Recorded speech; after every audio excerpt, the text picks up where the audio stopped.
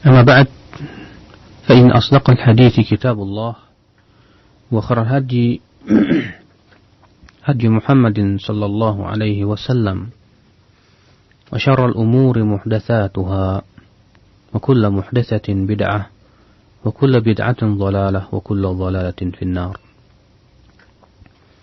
أيها الأخوة أعزني الله وإياكم. Kita melanjutkan kajian kita, yaitu Ad-Da' wad-Dawa, di mana pada pertemuan terakhir kita telah membahas tentang makna husnudzon, bahwa husnudzon itu melahirkan husnul amal. Ibnu Qayyim berkata, "Wa man ta'ammala hadzal mawdi' haqqa at-ta'ammuli 'alima anna husnul dhanni billah huwa husnul amali nafsihi." Ya, husnul amali nafsuhu. Barang siapa, kata beliau, yang memperhatikan tempat ini, yaitu tentang husnul dzan, ya dengan perhatian yang sebenar-benarnya perhatian, maka ia akan tahu bahwasanya husnul dzan kepada Allah, berbaik sangka kepada Allah Subhanahu wa taala, itu tiada lain adalah husnul amal, ia berbaik atau memperbaiki amalannya sendiri. Karena tidak mungkin, ya akhi, ketika seseorang berkata, saya berhusnudzon kepada Allah, ya saya yakin Allah Subhanahu wa taala akan mengampuni dosa saya yakin dan saya berhusnudzon kepada Allah bahwa Allah akan menyayangi saya, sementara dia terus-menerus berbuat dosa kepada Allah. Beliau berkata, fa innal 'abda innama yahmiluhu 'ala husnil 'amali husnu dhannihi bi rabbih annahu yujazihi 'ala a'malihi wa yuthibuhu 'alaiha wa yataqabbaluha minhu. Karena kata beliau, seorang hamba yang membuat dia itu memperbaiki amalan dan amalnya baik, tiada lain karena ia berhusnudzon kepada Allah Subhanahu wa taala. Dia berhusnudzon, berbaik sangka bahwa Allah akan memberikan balasan terhadap amalannya. Allah akan memberikan pahala kepadanya. Allah akan menerima pahalanya, amalannya tersebut. Falladhi hamalahu ala husnil amali husnudzon. Jadi kata beliau, yang membuat dia memperbaiki amalan, dia berusaha untuk beramal saleh, tiada lain karena ia berhusnudzon kepada Allah Subhanahu wa taala. فَكُلَّمَا حَسَّنَ ظَنَّهُ بِرَبِّهِ حَسَّنَ عَمَلَهُ. Acap kali dia berbaik sangka kepada Allah, maka ia pun akan memperbaiki amalannya. Wa illa fa husnul dhanni ma'attiba'il hawa ajzun. Ya, maka kata beliau, orang yang berhusnudzon kepada Allah Subhanahu wa taala sementara ia terus-menerus mengikuti hawa nafsunya, maka ini adalah sebuah kelemahan. Kemudian beliau membawakan hadis. Ya, hadis ini diriwayatkan oleh Tirmidzi, namun hadis ini hadis yang munkar. Disebutkan, al-kayyisu man dana nafsahu wa amila lima ba'dal maut wal 'ajizu man atba'a nafsahu hawah wa tamanna 'ala Allah. Ya, orang cerdas itu adalah orang yang mempersiapkan dirinya. Orang yang senantiasa orang cerdas itu yang berusaha untuk mengalahkan hawa nafsunya. Dia beramal terhadap untuk apa yang setelah kematiannya. Dan orang yang lemah itu yang senantiasa mengikuti hawa nafsunya dan hanya sebatas berandai-andai kepada Allah Subhanahu wa taala saja. Namun hadis ini dinyatakan oleh para ulama sebagai hadis yang munkar, hadis yang lemah. Akan tetapi kalau kita lihat secara maknanya benar, bagus. Ya, tapi tidak boleh kita nisbatkan kepada beliau sallallahu alaihi wasallam.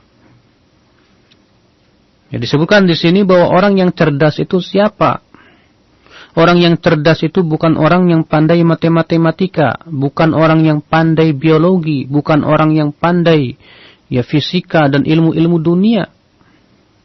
Justru orang yang sebatas pandai dunia saja tidak tahu akhirat dikecam oleh Allah Subhanahu wa taala. Allah berfirman, ya'lamuna zahiran minal hayatid dunya wa hum 'anil akhirati ghafilun. Ilmu mereka hanya sebatas lahiriah dunia saja, kata Allah, sementara mereka lalai dari kehidupan akhirat. Di sini disebutkan bahwa orang yang cerdas itu orang yang mengalahkan nafsunya, yang berusaha menjadikan nafsunya itu mengikuti apa yang diperintahkan oleh Allah dan Rasulnya. Dia terus menerus beramal untuk setelah kematiannya. Itulah orang yang cerdas, sahih. Bahkan dalam satu riwayat yang disahihkan oleh Syekh Albani rahimahullah, bahwa orang yang pintar, orang yang cerdas itu orang yang banyak mengingat kematian. Dia yakin bahwa dia akan kembali kepada Allah. Dia yakin ia akan dibungkus oleh kain kapan. Dia yakin dia akan ditanyai oleh malaikat Munkar dan Nakir. Sebaliknya, orang yang lemah adalah orang yang mengikuti hawa nafsunya. Dia hanya sebatas berandai-andai kepada Allah, berhusnudzon kepada Allah. Ya, saya yakin Allah akan ampuni dosa saya yakin Allah akan berikan rahmat kepada saya. Sementara dia terus-menerus berbuat maksiat kepada Allah, iyadzan billah. Wabil jumlah, fa husnudzon innama yakunu ma'an iqadi asbabin najah. Kesimpulannya, kata beliau, husnudzon itu harus disertai pengambilan sebab-sebab keselamatan. Kita berhusnudzon kepada Allah, betul, bahwa Allah akan mengampuni dosa kita, tapi wajib kita mengambil sebabnya untuk ampunan tersebut, yaitu berupa taubat kepada Allah. Wa amma ma'an iqadi asbabil halak, fala yata'atta ihsanul dhann. Adapun kemudian dia malah melaksanakan sebab-sebab kebinasaan dirinya, maka tidak disebut dia itu telah berhusnudzon kepada Allah subhanahu wa ta'ala. Justru dia pada hakikatnya bersuudzon kepada Allah. Dia sama saja menyangka bahwa Allah tidak akan memberikan balasan terhadap keburukannya itu.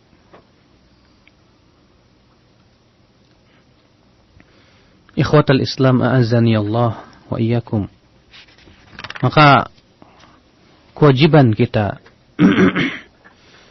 ya, sambil berhusnudzon kepada Allah, sambil kita berhusnul amal, ya, beramal salih, mengharapkan keridhaan Allah, ampunannya, dan sebagai bekal menuju kehidupan akhirat kelak.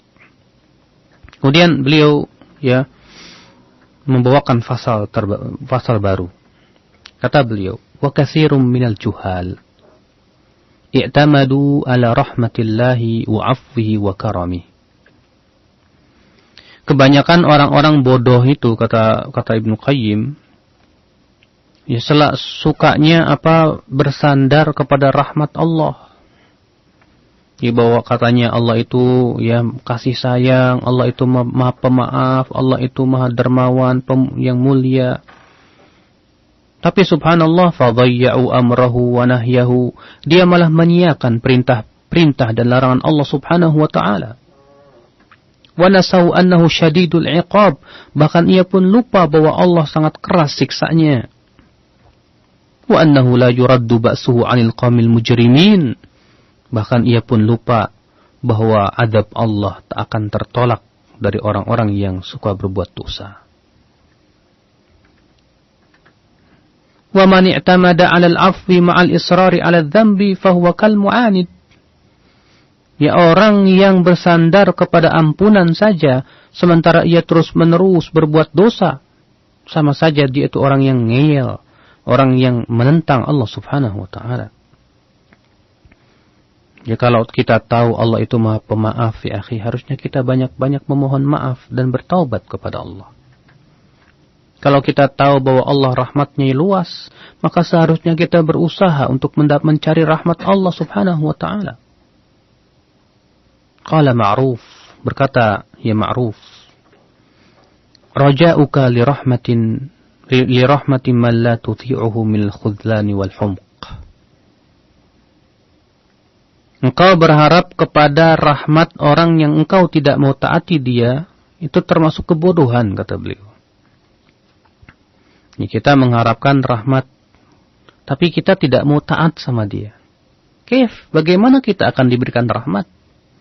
Hanya sebatas dia berprasangka baik bahwa Allah akan merahmati saya, sementara dia sendiri terus berbuat maksiat dan tidak mentaati Allah. Jelas ini kebodohan, kata Ma'ruf. Ya. Wa qala ba'dul ulama, berkata sebagian ulama, man qata'a 'adwan minka fid dunya bi saraqati 3 darahim la ta'manu an takuna 'uqubatuhu fil akhirah nahwa hadza. Ya, barang siapa, kata beliau, yang memotong anggota tanganmu di dunia gara-gara mencuri 3 dirham, tidak aman kalau ternyata siksaannya di akhirat juga sama ternyata. Artinya jangan kita ini merasa punya keyakinan seperti itu. Kalau saya sudah dipotong tangan selesai, di akhirat toh saya tidak akan diazab lagi. Ya, kata beliau, kata para ulama,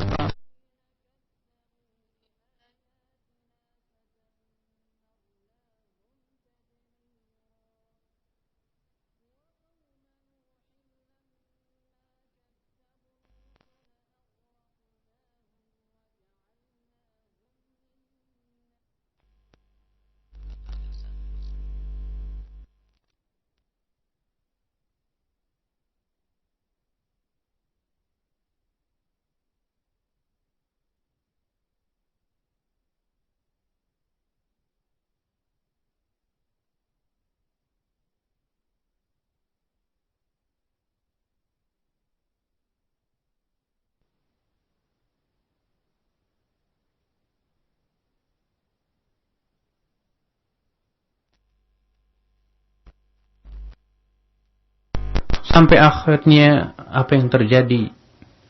Dia keluar dari kehidupan dunia dalam keadaan dia tidak bertaubat dan belum bertaubat kepada Allah Subhanahu wa taala. Salah seorang dari mereka ada yang berkata, kata Al-Hasan Al-Basri, saya akan berbaik sangka kepada Rabbku, tapi ternyata dia berdusta. Sebab kata Al-Hasan Al-Basri, kalaulah ia berbaik sangka kepada Allah, tentu ia akan memperbaiki amalannya. Sungguh sangat celaka ya akhi. Ketika seseorang berbuat maksiat, ia berpikir, nanti gampang saya bertaubat. Ketika ia berbuat penyimpangan, ia berkata dalam hatinya, Allah Maha Pengampun lagi Maha Penyayang. InsyaAllah saya akan beramal soleh kelak. Ternyata ya syaitan itu pandai. Khayalan dan angan-angannya. Akhirnya ternyata kematian itu datang sebelum ia sempat bertaubat kepada Allah Subhanahu wa taala. Na'udzubillah.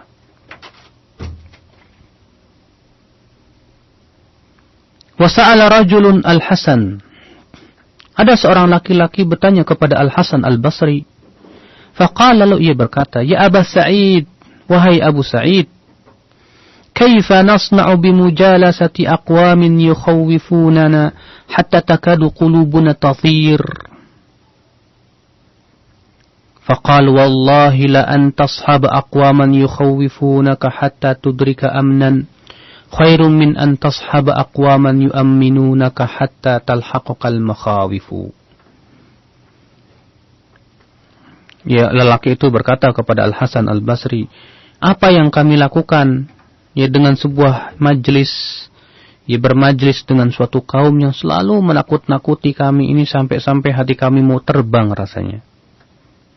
Maka Al-Hasan Al-Basri berkata, lebih baik kamu bersahabat dengan kaum yang selalu menakut-nakuti kamu, sehingga kamu pun mendapatkan keamanan di akhirat.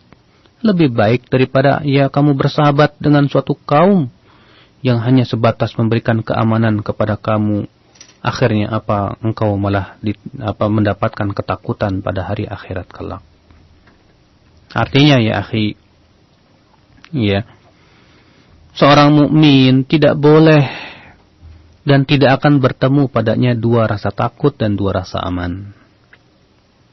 Orang yang merasa takut di dunia kepada azab Allah sehingga dia terus-menerus meninggalkan maksiat, maka ia akan diberikan keamanan oleh Allah Subhanahu wa taala pada hari kiamat.